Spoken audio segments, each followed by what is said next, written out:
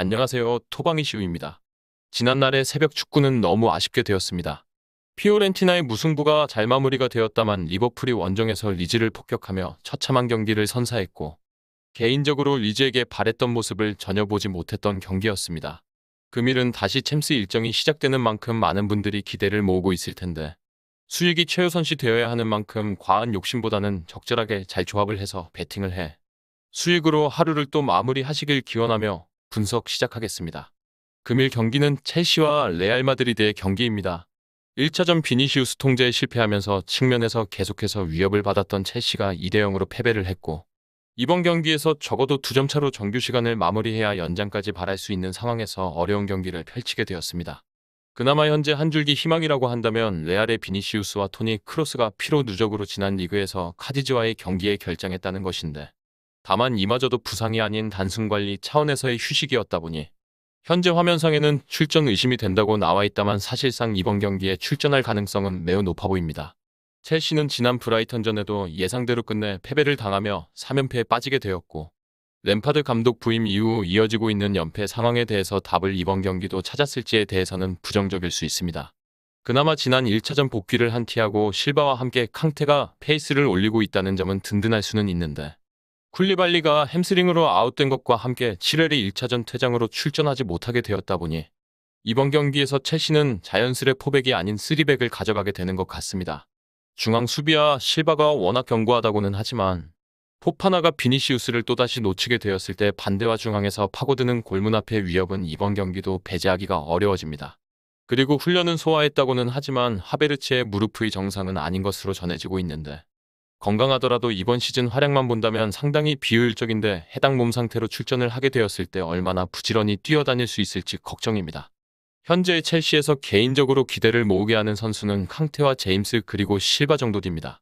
이 이름들만 보더라도 확실히 수비에서는 장점을 보일 수 있을 것으로 예상되는 첼시라고 하지만 역시나 최근 5경기 동안 직전 브라이턴전에 넣은 한 골이 전부였을 만큼 현재 빠져있는 득점 가뭄의 어느 선수가 단비 같은 존재가 될 수 있을지가 더욱 중요할 것입니다.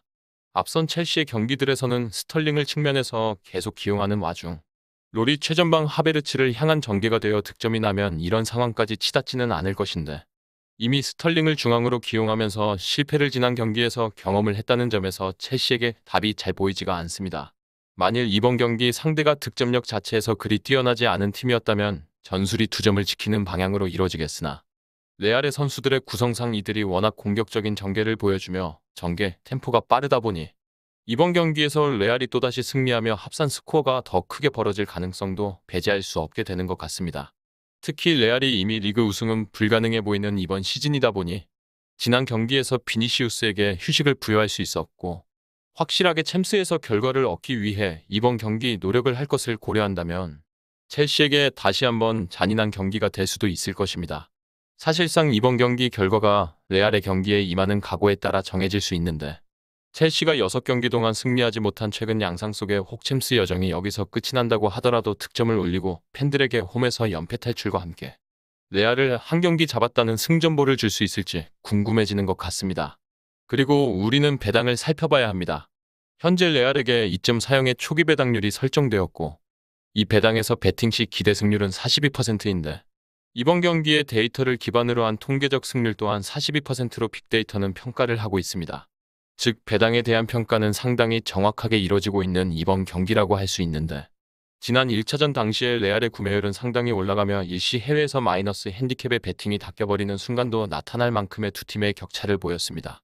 그런데 이번 경기 레알에게 2.4형까지 배당이 책정된 와중 양팀 득점 가능성을 1.7형으로 평가한다는 것은 첼시도 이번 경기는 당연 초반부터 점수차를 좁히기 위해 공격적으로 나올 수밖에 없는 경기이고 득점 가능성을 높게 평가한다는 점에서 레알이 승리하기 위해 2골이 필요하다만 비교도 진출이 가능한 1차전 결과값으로 인해 이와 같이 책정되었다 할 수 있는 것 같습니다. 현재 bet365에서는 레알 마드리드에게 2.4형의 배당률을 고수하고 있으며 이외 업체도 유사 수준에서 최저 2.38 그리고 최대 2.45 배당 사이의 하락세 흐름을 유지한 채 기록되고 있습니다. 실제 해외 전문 매체들에서도 이번 경기조차 첼시는 승리할 수 없을 것이며 그 수준이 2대0 또는 2대1까지 또다시 첼시에게 패배한다는 양상으로 의견이 모이고 있습니다. 이러한 예상이 가능한 것은 아무래도 1차전 경기의 세부 내용에 영향이 큽니다.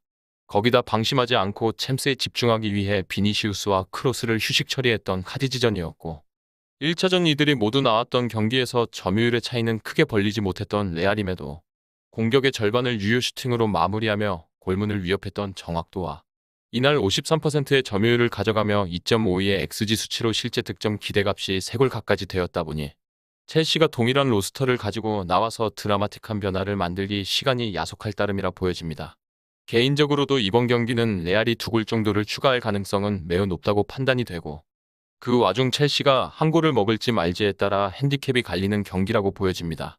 다만 현재 레알의 배당이 상당히 높게 책정이 되어 있다 보니 이번 경기는 핸디캡을 고려하지 않고 레알의 일반 승리로 배팅을 마감하는 경기가 될 것입니다.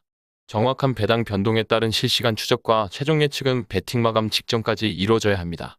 위 부분을 참고하는 배팅이 아닌 더 근시적인 결과는 배당률 흐름의 변화 및 경기 시작 전 결장자 정보에 따라 변동될 수 있습니다.